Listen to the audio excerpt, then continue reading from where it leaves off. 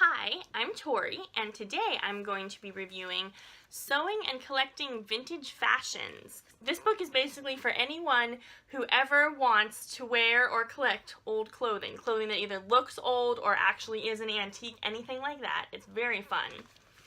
So this book was written by Eileen MacIntosh in the 80s. I think what would have been the biggest selling point on this book when it came out was that in the back here, there's this whole section of different names and addresses of companies. It has lists of clubs of people who do different historical reenactments.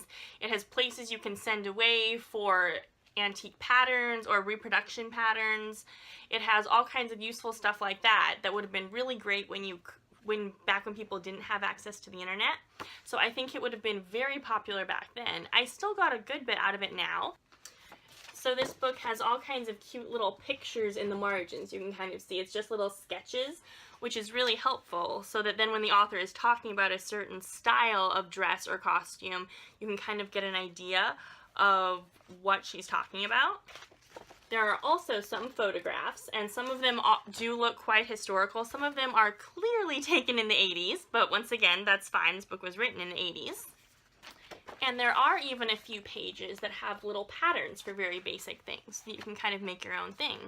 So this book starts out with a little overview of what clothing kind of looked like in different eras. If you've done much research about different historical clothing, you won't really get much from it. It's just a very basic summary for the beginner. I originally checked this out from the library, thinking that it would be more of a guide to historical clothing for research purposes, and it's not really. If you know anything about historical clothing, that's not what this is. Then it goes into different sections. So it talks about how to figure out when you actually need accurate patterns and when you don't really, and you can take shortcuts and do more modern things with it.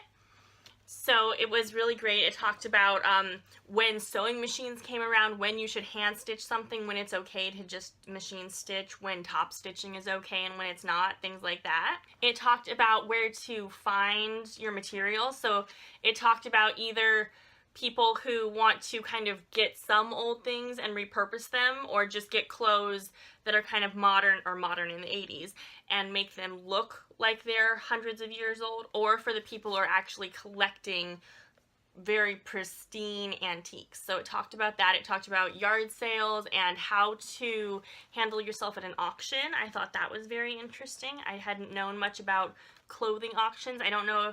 This is written by someone who lived in New England in the 80s. So I live in California in 2017. So I don't know if there even are historical clothing auctions near where I live, but it was very interesting to learn about those. And so now if I ever hear of one, I'll know how to handle myself at it. This is a book that I would give to someone who had never been to yard sales before or was not used to buying things used and wanted to learn how to buy just anything used, because this is a great.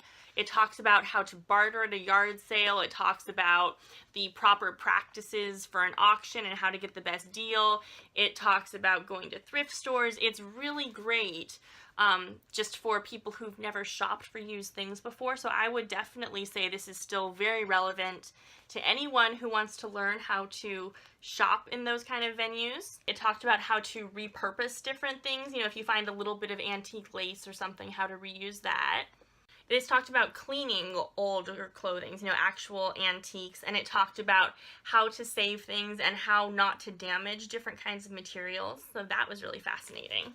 So I thought this book was fun. It is definitely dated, and there's definitely some stuff in here that isn't relevant anymore, but it was very helpful, and it did have some fun tips for sewing.